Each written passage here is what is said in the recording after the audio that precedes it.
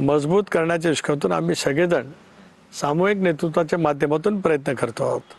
दादांनी नेतृत्व केलं, दादांनी निर्णय घेतला, त्यावेळेला आम्ही सामूहिक पद्धतीने निर्णय त्या ठिकाणी घेतला। आता सुद्धा आपण पाहिलात की दिल्लीमध्ये प्रफुल्लभाईंनी पत्रकार परिषद घेतली, त्यांनी स्वच्छपणाने सांगितलं मी राष्ट्रीय अध्यक्षपदाच्या स्पर्धेमध्ये नाही आणि माझ्या नावाची चर्चा आम्ही कधी केलीच नाही। आमच्या दृष्टिकोनातून प्राधान्याने विधिमंडळ पक्षाचं नेतेपदाचं जी जागा होती ती त्या ठिकाणी करणं हे महत्त्वाचं होतं।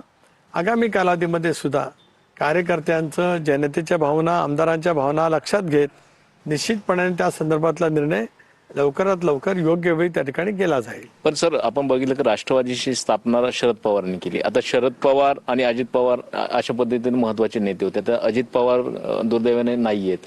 तर अशा परिस्थितीत आगामी काळामध्ये शरद पवारांचा पक्ष किंवा शरद पवारांनी स्थापन केलेला पक्ष म्हणून त्यांनी काही भूमिका घेतली तर तुम्ही कसा रिस्पॉन्स द्याल त्याला?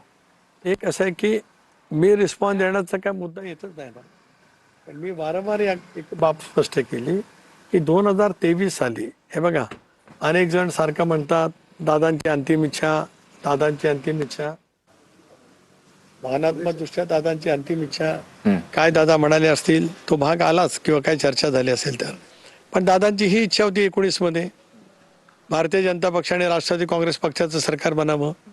दादांचा आणि देवेंद्रजींचा शपथविधी झाला होता। 22 मध्ये सुद्धा दादांची इच्छा होती की भारतीय जनता पक्षावर सरकार बनलं पाहिजे। 23 मध्ये सुद्धा इच्छा होती। त्यावेळेला त्यांची इच्छा पक्षामध्ये स्वीकारली गेली नाही, म्हणूनच दादांच्या नेतृत्वाखाली आम्ही सर्वांनी मिळून एनडीएमध्ये सहभागी होण्याचा निर्णय घेतला। त्याच्यामुळे त्यावेळेला पक्षामध्ये जे काही 2 भाग झाले ते त्या दादांनी घेतलेल्या निर्णयाच्या बाबतीमध्ये काही सहकाऱ्यांच्या मनामध्ये वेगळी भूमिका होती, त्याच्यामुळेच 2 वेगवेगळे पक्ष झाल्याचे आपण पाहू शकतो आहोत। एक त्यानंतर लोकसभेच्या निवडणुका झाल्या, आम्ही एकमेकाच्या विरोधामध्ये लढलो। ज्या ठिकाणी राष्ट्रवादी काँग्रेस पक्ष लढला लोकसभेला 4 पैकी 3 जागांच्या वरती आमची लढत शरद पवार राष्ट्रवादी काँग्रेस पक्षावरती झाली। बारामती, शिरूर आणि 2 ठिकाणी रायगड आणि धाराशिव ते शिवसेनेबरोबर झाली। विधानसभेमध्ये सुद्धा अनेक ठिकाणी लढत, कारण स्वाभाविकपणाने जागा वाटपात, मग ते महाविकास आघाडीच्या जागा वाटपात असो, महायुतीच्या जागा वाटपात असो, ज्या ठिकाणी जो पक्ष 19ला विजय झाला होता त्या पक्षाला जागा मिळाल्या। त्यामुळे बहुतांश ठिकाणी राष्ट्रवादी काँग्रेस पक्षाचे जे निर्वाचित 41 आमदार निवडून आले त्यांची लढत प्रामुख्याने कोणाबरोबर झाली हे आपल्याला आकडेवारीवरून कळतं आहे।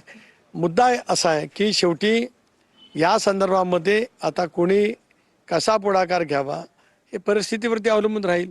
आज दादांनी प्रचंड मेहनतीने, प्रचंड राजकीय इच्छाशक्तीने, अभूतपूर्व पद्धतीने यश 12 कोटी जनतेने आमच्या पदरामध्ये टाकलेला आहे। आम्ही एनडीएमध्ये जाण्याचा निर्णय राज्यातल्या 13 कोटी जनतेने मान्य केला, म्हणून 59 पैकी 41 जागांवरती आम्ही निर्वाचित झालो। म्हणजे राजमान्यताला जनमान्यता मिळाली राजकीय निर्णयाला, हे त्याचा अर्थ स्पष्ट आहे। आता या भूमिकेशी नेमकं पुढे पुढे काय काय पद्धतीने चर्चा केली जाते त्यावरती ते अवलंबून राहील। पण जो अपघात झाला त्याच्याबद्दल सुद्धा आता वेगवेगळी चर्चा सुरू झाली। सुरुवातीला ममता बॅनर्जी म्हणाले याची चौकशी व्हावी, संजय राऊत सुद्धा म्हणतात की काहीतरी गौड बंगाल आहे। तुम्हाला काय वाटतं? कारण की जी चर्चा आहे असं वाटतंय आणि विरोधक सुद्धा त्याच्या संदर्भात संशय व्यक्त करतात। हे बघा, ममता दिदीने ज्या वेळेला या बाबतीमध्ये शंका व्यक्त केली त्यावेळेला आदरणीय पवार साहेबांनी त्या बाबतीमधली एक भूमिका स्पष्ट केली। आपल्यापैकी सर्वांना ती विदित आहेच।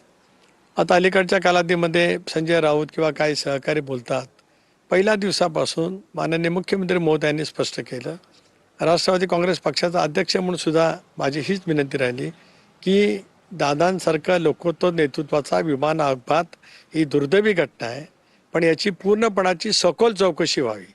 मुख्यमंत्र्यांतर त्याच वेळेला नागरी उड्डाण खात्याच्या मंत्री महोदयांशी संपर्क केला। राम नायडूंनी सुद्धा मंत्री महोदय त्यांनी स्पष्ट केलं, मुरली मोहननी स्पष्ट केलं। माझी राष्ट्रवादी काँग्रेस पक्षाचा अध्यक्ष म्हणून सरकारकडे मागणी आहे की ब्लॅक बॉक्स सापडलेला आहे, म्हणून तातडीने याची चौकशी उच्चस्तरीय पद्धतीने करावी आणि त्याच्यातील सत्य राज्यांतील नव्हे तर देशाच्या जनतेसमोर आणावं। कारण आता दादांनी राजमान्यता, लोकमान्यता देशभरामध्ये सुद्धा मिळवलेली होती। पण सर, आता जिल्हा